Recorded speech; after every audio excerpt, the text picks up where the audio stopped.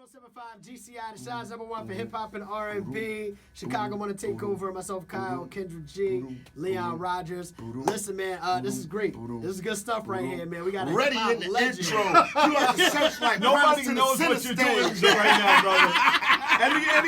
Nobody over 50 is listening to the show right now, brother. Because sometimes you don't care. I hear you, but I'm telling you right now, you lost about 75% of your audience. Checked out. They just checked out. What we're trying to say is MC Serch is in the building, man. Shy, Summer Shy, what good? Yeah. What's What's good? going on, man? Everything's good. Good to see both of y'all, man. Yeah. You look very crispy now, because I remember you from the Carolinas, not looking this crispy. Yeah. So now that you're in Chicago, you Switched edged it up, up. right? The Barber's coming every other week. Looking good. I mean, Wifey's looking good. Shonda's definitely doing a thing. Appreciate that, sir. Happy anniversary. Lester Thank looks you. good, man. Yeah. You look like, you're about 25 again. Well, I It's a good wish, thing. man. I mean, like we was just talking before we got on the mic. You know what I'm saying? I've been doing comedy for so long. Used to hang out at the Laugh Factory stuff in L.A. when you was doing radio in Detroit. So this is entertainment world is a small world. It is. Man. It is, world. man. Especially when you become the Illuminati and you start pulling the behind it, start moving the chess pieces when nobody's watching you. You know what I mean? I hope somebody put me in.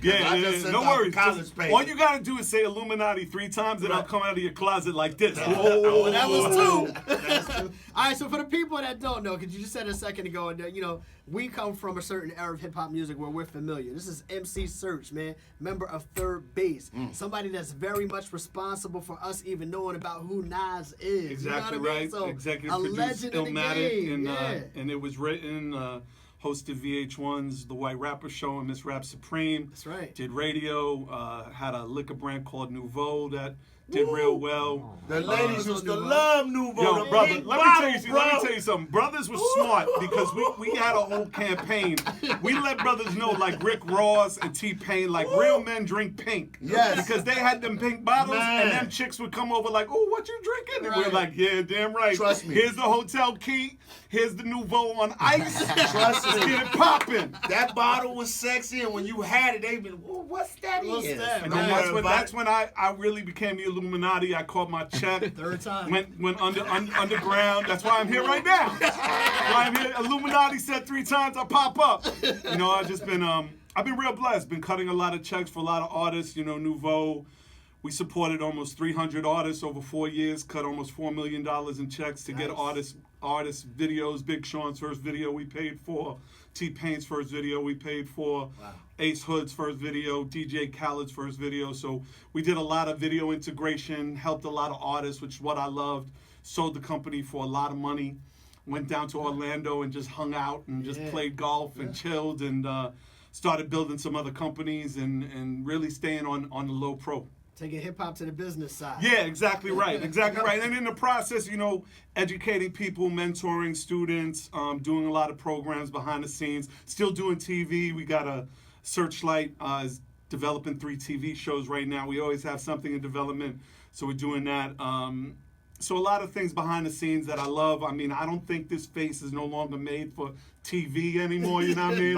It's right behind the scenes, being with wifey and having a good time, but, enjoying my life and enjoying the ability to still give back to artists. We started a new whiskey company called Lone Elm Whiskey. Nice. We started building relationships with artists there, so building that out and doing that. Yeah, I'm a whiskey guy. Okay, well then I got a bottle for you right here while I'm in Chicago. I got a bottle for you, brother. Man, I do the whiskeys, man. I got my little whiskey stones. I keep them chilled. Oh, there you Throw go. them in the glass. Exactly You don't right. use ice. There you go. Use stones. That's exactly right. I want to say this real quick, and while we're talking, it's not like there haven't been white artists in hip hop.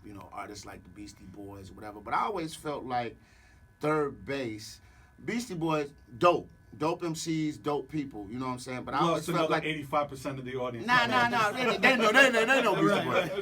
But they were kind of like sticky rock band gimmicky to me. But you guys, like when you guys came out, it was just like, I remember I was in high school, 89. You know what I'm saying? I'm a senior at Eisenhower. I'm like, yo, y'all, these white boys cold. And it was like hip hop. It wasn't no rock riffs or nothing. Y'all was MCs. Y'all was spitting bars over dope beats, messing with Zev Love X. Shout out to MF Doom. Right. You know what I'm saying, my man?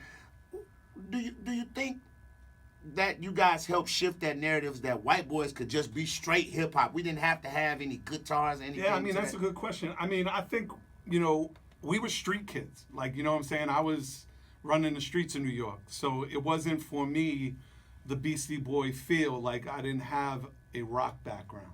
My background was Ohio Players, Parliament Funkadelic, that kind of stuff. But there was still a great alternative, Smith, Secure, Gary Bart's, so a lot of that was still incorporated in our samples, but we just made it funky as hell, you know what I'm saying, and made those records.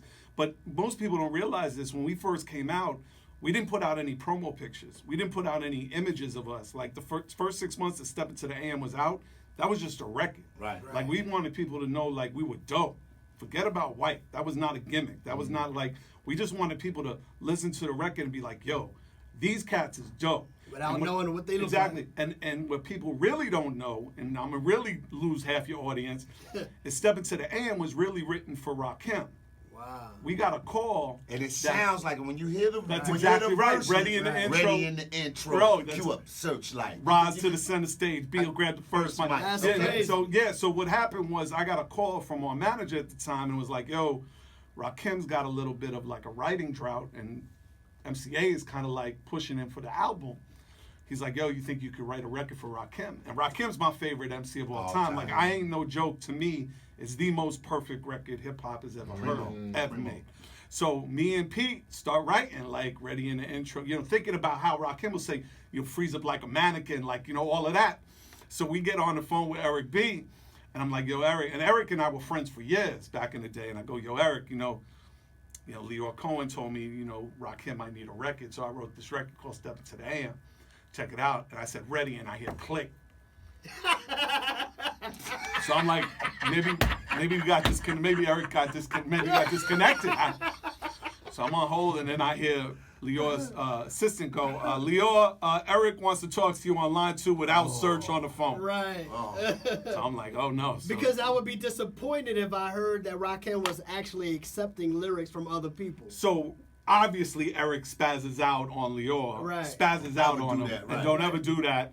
But motivated Rakim to finish the album in 2 weeks, and then you got the second Eric being Rakim. I still would have loved it. Story, I would have loved to hear that though. Nah, when you wouldn't want that. No, but now that all pride Rakim on being the God MC and writing his rhymes. And I feel that, but after hearing him say that, when you listen to that song now, I could see Rod doing those. It sounded like a Rod type flow. Yeah, I mean, I remember, and again, we're going way back now, right? So I remember when I heard Eric B. for President, I was influenced heavily by Ricky D, Dana Dane, because I went to high school with those dudes. Okay. So I what part of the city were you? I was in Harlem, but I grew up in Far Rockaway, Queens. Shout out to The Rock. I know people in Alcatraz and in Chi City right now, so shout out to The Rock.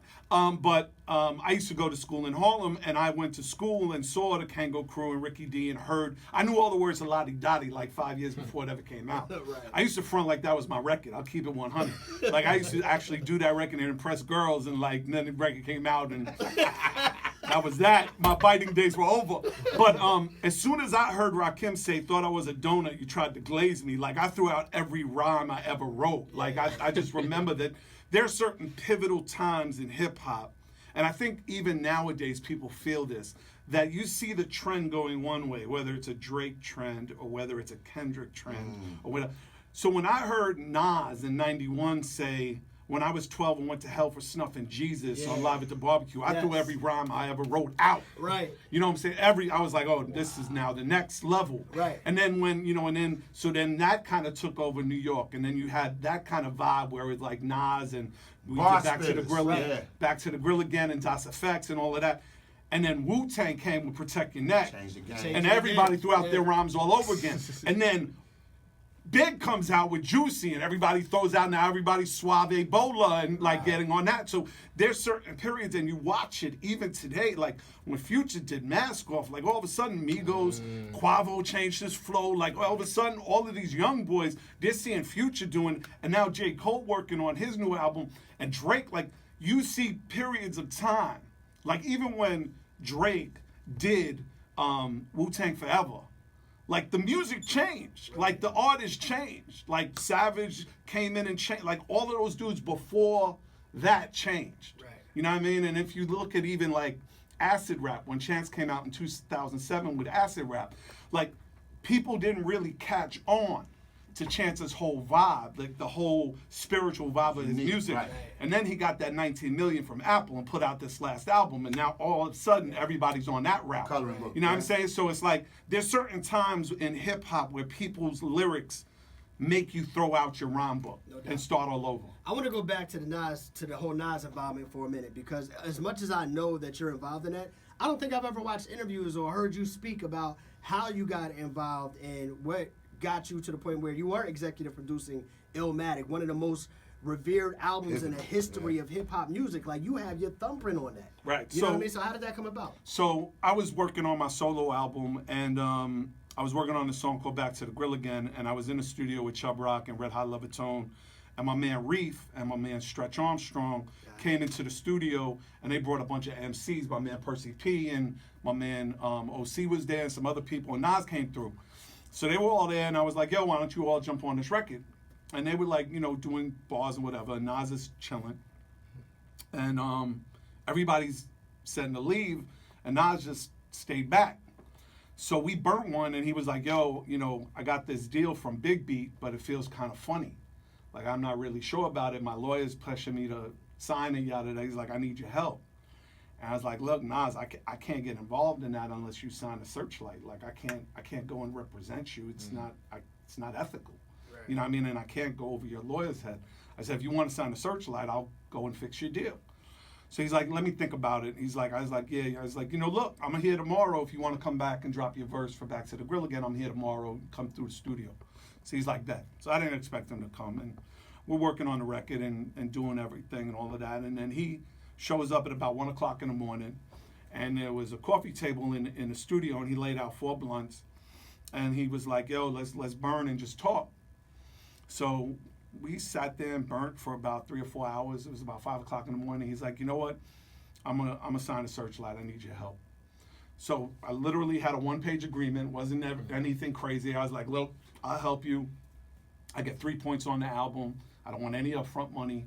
I don't need an advance. I'll help you get situated and all of that. So I went to Big Beat, and I saw my man Reef and Stretch, and I showed them the paperwork. I said, look, I'm involved with Nas's career now. And they were like, come on, man. Like, yo, don't get involved in this. Like, this is our artist. We brought him to you. I'm like, yeah, but you're giving him a crazy, shady deal. You're giving him like some 1988 deal. This is probably one of the greatest MCs of our generation. Right. Like, you got to come right. You got to come right. Don't come at all. Don't come at all. So they're like, all right, let me go talk to Craig Kalman, who was the president of Big Beat at the time, and they were like, nah. And the deal was shady. They wanted half his publishing for no money. Like there was like a shady deal. Like it was just raping them. But it was a basic hip hop deal for 1992. So then I went to go see Russell, and I played Russell, you know, the songs that we had, and he was like, nah. Russell said, nah, he sounds like Cool G Rap, and G Rap don't sell no records, so nah, I'm not messing with him. So I was like, all right, see you, bye. That's disrespectful. So I was like, bye. I was like, bye. Whatever. All right, Russell, bye. So I went to see my homegirl, Faith Newman, at Columbia, and she was behind the desk, and I said, yo, I got Nas. And she said, wait 1 second. And she left the room, and she left me there sitting there for about an hour. She comes back with the chairman of Columbia, Donnie Einer, and the head of A&R, David Kahn, and they were like, you're not leaving this room until we sign a contract. Yeah. So I said, okay, how many points does Billy Joel have? Who? And they Came were like, out their head. Right. I'm like, they're laughing, and I'm like dead serious. I'm like, Right. no, how many points does Billy Joel have? Because that's how many points I'm going to need for you to sign Nas. Right. They were like, well, that's not going to happen. I was like, all right, see you, goodbye. And I headed for the door. They're like, wait. So we got into this whole negotiation, and I was like, look, this is the greatest MC of all time, period. So we're going to have a deal that kind of compensates him for being the greatest MC of all time, period. Right. So we made a very good deal for Nas. We made a really strong deal for Nas where he would be able to eat not only up front but on the back end Right. if he didn't even sell 500,000. so he wasn't starting out his career behind the 8 ball. No. So then I went to Zamba and I was like, look, I got Nas. I said, I want to do an administrative deal. Like, I don't own Nas's publishing, you know, regardless what Jay-Z said on I was gonna ask you on about Takeover. that. Yeah. I administer Nas's publishing, which means all his deals come through me to approve, to make sure that the money's right. So I got him $250,000 from Zamba, and I went to see Nas in Queensbridge, and I brought him 2 checks for $500,000. And I said, yo, you can now move your mom out the hood, and let's go make this record. That's crazy. And that's what we did. So, the rest is history. Just because you touched base on it a second ago, so when Jay-Z said you was getting fucked in, I know who I paid guys, Searchlight Publishing. Right. You say, Well, let me explain that whole background of that Takeover lyric. I was the head of crossover promotion at Def Jam, and Jay wanted to sample I'm Out for Presidents to represent me on Dead President. right. So I said, look, Jay, you're my man. Like, cut me a check for $2,000. I'll clear the sample. It's not a problem. And that money went to Nas. So I was like, it's not a problem, but we're going to keep 50% of controlled composition on the song. The publishing is going to go to Nas. So explain that, the control composition. So basically, yes, you're absolutely right. So basically, when there's a song, there's the writer's share and the producer's share, right? So the writer gets 50, the producer gets 50. But if you sample it, there's basically less because the original song that the sample comes from, that guy gets his share. Right. So I told Jay, like, look, we don't care about none of that. We're getting 50% of the song for this one line. And I'm going to give you a deal on the advance, but we're getting 50% of the song. So technically, Nas owns that song. Because it's the bulk of the song. The song Right. is It's part of the chorus, right. Yes, Chorus, right. So Jay, in digging Nas, was like, yo, you're getting, screwed then. I know who I paid to go out Searchlight Publishing. But he didn't really pay me. He paid Nas, but it went through my publishing company. And that's all it was. It was just, but that's why Nas never came out and said, oh, Serch is, because he knows the truth. He sees the checks. Like, he knows what he's getting. Yeah, like, he's never accused you of anything. Right, no, of course not. I took care of Nas's career. Nas made money on album 1 of Illmatic. And we sold 165,000 albums week 1. Right. And he was so unrecouped that he had no money owed to the label by the time his first record came out. Wow. Why was that album only basically 9 songs and an 10. intro? 10 songs. It was 10, but the first one was like the intro. Because he wanted to The Genesis joint was Yeah. wild. Yeah, I mean, basically Nas was like, yo, this is what I want to put out. But then the next album was 20 songs. So, you know what I'm saying? So it's like, it was written was, 20 songs. So this is what he wanted to do. This is what he felt. And he said when he started and when he submitted it, he was like, yo, I'm done. And we were like, cool. Yeah. So let me ask you a question. Now let's fast forward into all the business ventures and everything, and you've seen what Nas has become right now. And we were talking about this the other day, like the whole thing with him and Nicki Minaj. Yes. And not to sound like a groupie, but I just want more for Nas, man. Like I don't know, I'm not trying to diss Nicki, but I look at Nas. Nas is the guy that everybody wanted to be in high school. He was cool. He was an MC. You know what I'm saying? All the girls wanted to be with Nas. Guys wanted to be Nas. So now to see him like an icon in hip hop, to kind of get latched and hitched up to a circus show, like. Do you have any insight on But let's think about this. Is he really do you see him in the clubs with her? Do you see him following behind her on concert tours? Yeah. Like their whole relationship is in Malibu when he's in his crib. They're not out. He takes her to dinner. Okay. And everything's on the low. You don't see them. It's not like the spectacle he had with Khalees. Okay. Right. You know what I'm saying? It's the exact opposite. I think he realizes no, I don't want to be a part of this circus. I want to bang that out. And that's what I'm doing. But I don't, I'm not, but this is not where I'm going to be. Yeah, we you know can what rock I'm saying? with that. Right. So, so that's my interpretation of it. You know what I'm saying? Because I'm just like, Buddy's way too iconic, man. I put him right up there on my Mount Rushmore of rappers. Absolutely. So, I was like, I wanted to get your insight on because you're cool with him. You know the ins and outs. So I'm glad that that's the case. Absolutely. So let's talk third base a little bit. So obviously you told us a little bit about your business ventures when we first started the conversation. But what's up with Pete? Pete is in a different place in his life. That's all I can say. Yeah. So he's in a different place in his life. He's got his own things that he needs to deal with, and I don't want to have anything to do with that. Right. Gotcha. Well, I guess that's pretty straightforward. Yeah, I mean, it is what it is. I mean, I feel bad. We get a lot of offers I'm in town for Lollapalooza, and the guys are like, yo, you know, we'll pay you for a third base show. And I'm like, Love to see y'all like on the Art of Rap tour. Is there an app out there that connects people solely on a mutual love of music? And we did 6 months of research, and we found out that there had been some iterations of people that tried to do this, but they really did it wrong because they didn't have an artist background and artist mentality as the chairman of the company. They were just kind of techno geeks. Right. So we built this app, and it's called Ado. And basically what Ado does is when you go on the Apple Store and you sign in on it, you basically, let me pull it up. So this is the app, right? And basically what you do, oh, I see you guys didn't sign on yet. I got it on my phone. Okay, because I'm seeing nobody's available. Hold on. So basically what happens is once you sign on, it pulls in all the music from your library that's on your phone, right? Okay. And then our coding system breaks it down to the type of BPMs you listen to on average per day. Dope. So in the morning, you might listen to Mary J. Blige, or you might listen to J. Cole, or you might listen to EDM, whatever it is.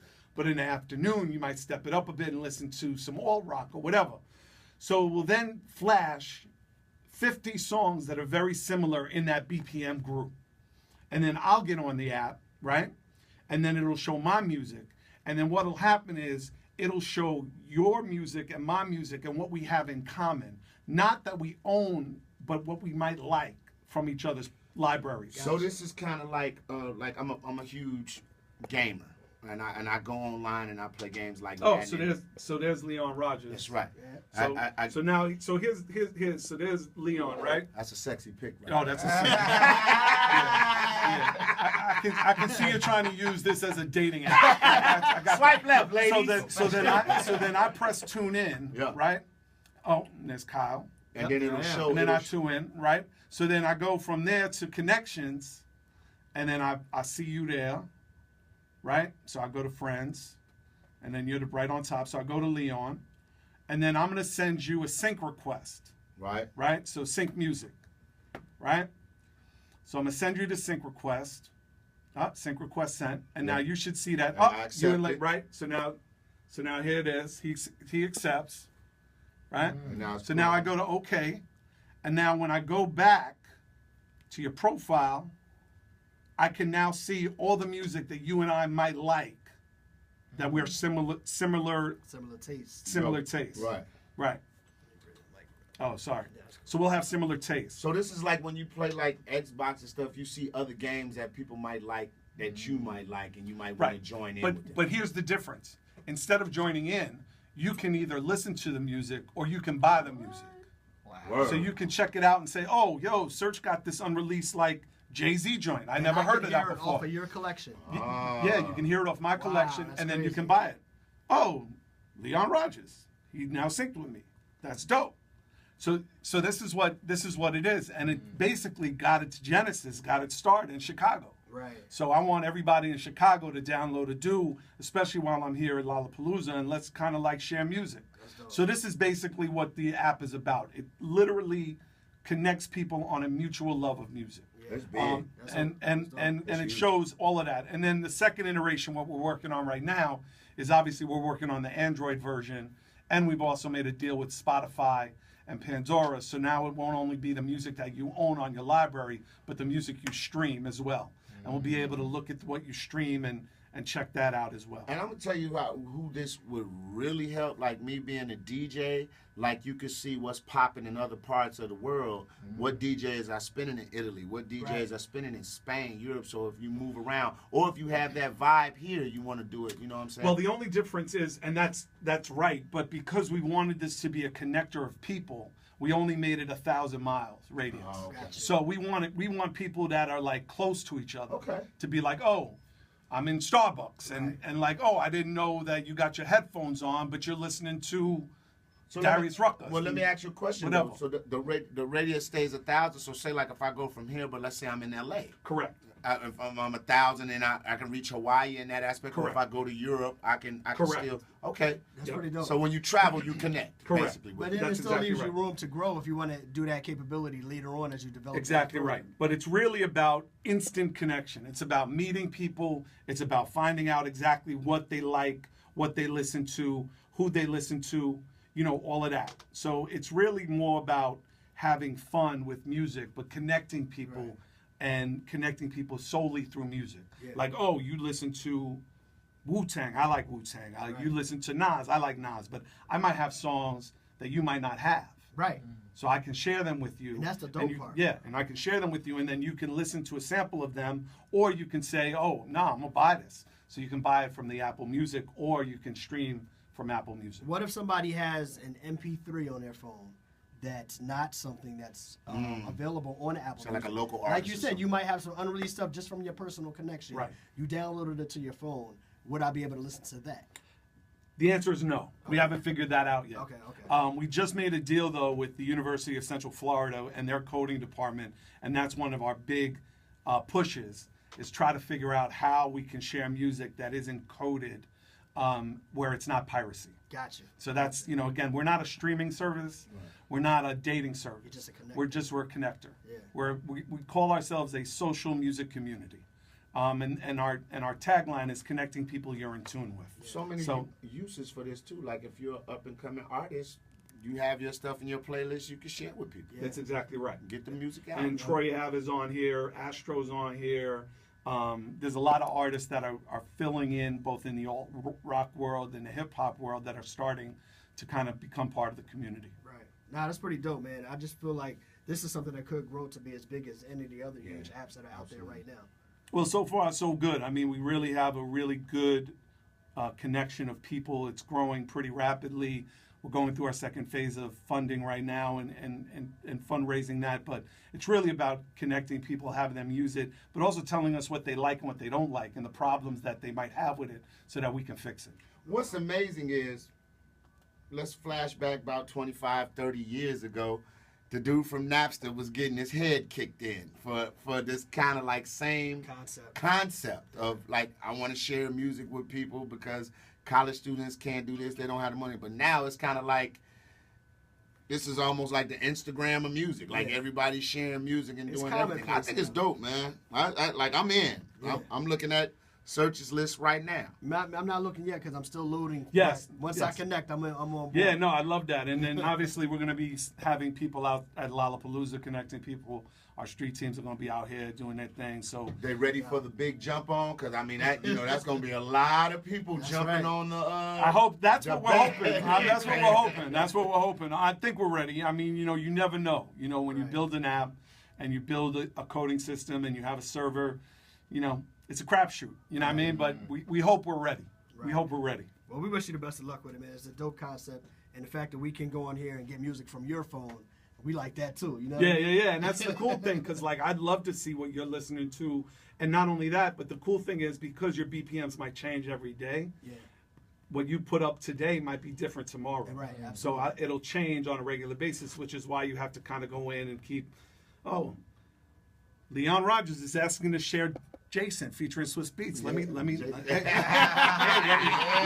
happen right now. Yeah. No, I just I shared like this, man. This dope. Yeah, that's dope. That's dope. I like this. All right, MC Now Serch. your Serch gonna come in. Hey man, stop hitting my damn phone, man. I'm telling you, requesting stuff. The legendary MC Serch, man, third base, man, just hip hop legend in the game, responsible for so much. It's been a pleasure just kind of kicking it with you. Yeah, thank you guys. Thank you very much, no man. doubt, man. Anything else you want to say out there for the city of Chicago? Nah, man, Shy, I just love this city. I love being here. Shout out to my man Brian Fisher, Chef Brian. Shout out to my man Scuba from Red Bull. Shout out to everybody on the South Side who holds me down, man. My man Supreme. Shout out to my man Key West out there on the North Side. And shout out to you guys, man, for having me up here, man. Absolutely. Thank you so much, brother. It's an honor, bro. No doubt, absolutely.